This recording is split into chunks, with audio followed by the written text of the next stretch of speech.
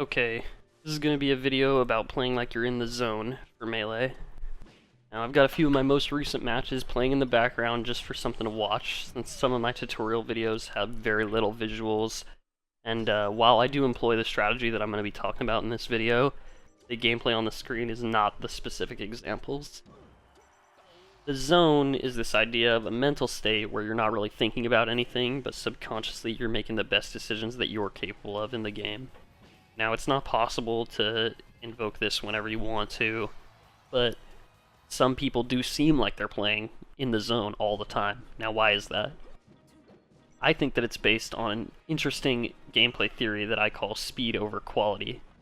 This is a proven gameplay strategy, but it's fallen out of favor, especially with the newer generation of Melee players, and I think that it's regrettable that this has happened, because it's not only very strong, it's also very entertaining to the viewer, and usually the most impressive players do this, and the best players do this.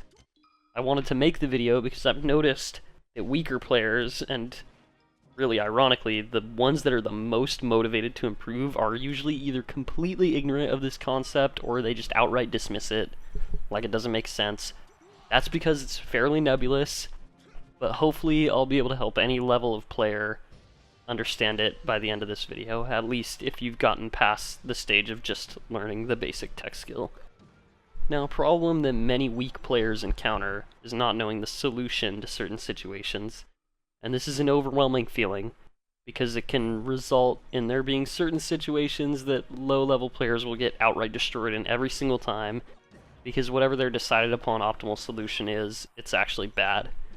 So how do you solve this without being ready for everything all at once? Well, the solution is the speed over quality theory. Far too many players, they spend all their time in the lab looking for an optimal solution to every situation, like a catch-all that's going to totally destroy their opponent. And usually the solution that they come up with when they're labbing is extremely technically demanding and really unrealistic, or it requires this level of reaction speed that forces you to not be ready for anything but the situation that you're prepared for. Sometimes it sacrifices coverage completely because it only will counter one move or one movement option, and you only get this small gain in effectiveness. Now, instead of doing that, instead of trying to identify the correct answer to everything, you need to figure out what the terrible options are. Here's an example. Your Falco versus another Falco. Now imagine you've just hit a low nair on your opponent's shield. You do Shine, and then you do another instant aerial right afterwards without fading back. This would be a very, very bad option in almost any case. You'd get punished for it because it's low coverage, it's low reward, and it gets countered by the most basic response of shield grabbing. Now, antithetically, double Shine grabbing after the nair is very, very difficult to punish, but it has a low reward, and it's something that won't really allow you to identify your opponent's typical escape options or habits. It actually covers too many things, and it makes it hard to get an important read in the future. This could be a pretty frustrating realization because it makes it feel like you're being punished for making good decisions. I'm going to tell you how to make truly good decisions now. The solution is to make your decisions quickly. Now, you can't be making bad decisions. You need to make as good of a decision as you can without thinking for too long about them. Making as many decisions as possible is going to help you overwhelm your opponent. You don't want to be playing chess when you're playing Melee. Everything happens quickly. Here's a classic example of this. If you go back to the Falco shield pressure example, you can spam the West Ball's double shines. That's when you double shine quickly and repeatedly, with the second shine being airborne intentionally so that you can waveland out of it quickly in a chosen direction. You've probably heard somebody tell you that this is not safe on shield, and that's true, but it's still effective because the reward is very high. It's very difficult to punish, and it allows you to chase almost every escape option and continue your pressure. Now, by most players' accounts, this is not the optimal choice, but it's still highly effective.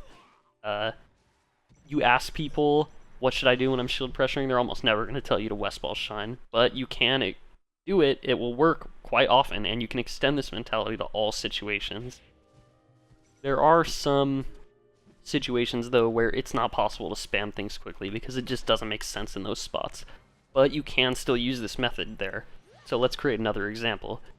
Say you're Falco, shielding on the top platform, and your opponent is Marth, and they're dash dancing in the corner. Now you choose to shield drop and dare instantly from the platform, but the Marth just keeps dash dancing without coming in, and they grab you for it. So the next time the situation appears, you opt for Shield Drop Laser, because it beats the dash dance. You go for it and it works, and you keep recreating the situation over and over, and you win the match. Boom. But then you play another Marth, and the same situation comes up. So the first time you go for the Shield Drop Instant Dare from the top platform, but you get dash dance grabbed. So now you know from your last match, the answer here must be Shield Drop Laser instead. You opt for that the next time. But when you go for it, Marth ends up dashing right under you and up tilting. And in this situation, a mediocre player is going to keep losing the situation over and over again. They might even choke the whole match because of it, and they'll think that they're like being read, and that the other player is somehow inside their head or something. It can be very frustrating. And then, to add to the frustration mountain, they'll watch a stronger player play out this situation, and they'll use either Dare or Laser, just like the low-level player did. But they keep winning in that situation. So what? They must have magic reads, right? And you can't employ the speed over quality theory that Traplord's talking about, because those are like the only two realistic options in this spot. Well, not quite. There's still something you can do, and the strong player isn't winning just because they have incredible reads. It's actually because they're not deciding on their final move until the last possible moment. You'll notice in this situation, if you pay close attention, that the strongest players, they actually wait after shield dropping. They haven't done a move instantly after falling through the platform. In your mind, you should be looking at your opponent and quickly changing what you're going to do based on what they're doing. This works because it's very unrealistic for the Marth to randomly jump up and hit you out of the air. It's really high risk, and it often results only in a straight hit when it works. So if you wait until the last moment you have to make your decision, you have a way higher likelihood of subconsciously choosing the correct option, just because you see where Marth is about on the screen. Even if this only results in you waiting a couple of extra frames, it's worth it, and you're going to win your mix-ups so much more often. I still consider this to be part of the speed over quality theory, because in your mind, you're constantly making and changing decisions, even if that doesn't translate to speed in your inputs. This can be pretty difficult to get used to, because for a little while you might spend too long thinking, and you might even catch yourself getting hit for doing nothing every once in a while. But it's very worth getting past this learning curve. It's going to allow you to play like you have superhuman reads. You're going to be constantly countering your opponent's movements, and it can make them feel pretty hopeless if they're not as good at this as you are. Now, by combining both of the examples that I just talked about, you can actually apply it to every situation in the whole game. Remember to make as many decisions as quickly as you can. Just don't make the worst possible decision. That's what you need to focus on. Rather than focusing on the correct option, just avoid the worst ones. When you're already positioned in a way where you can't repeatedly create neutral interactions because you're already in one, it's just taking a while, just make sure to choose your option as late as you can possibly get away with. The results in this are going to speak for themselves. You should try out this mentality and let me know if it works for you. If you have any questions, you can feel free to leave a comment and I'll try to expand on what I'm talking about.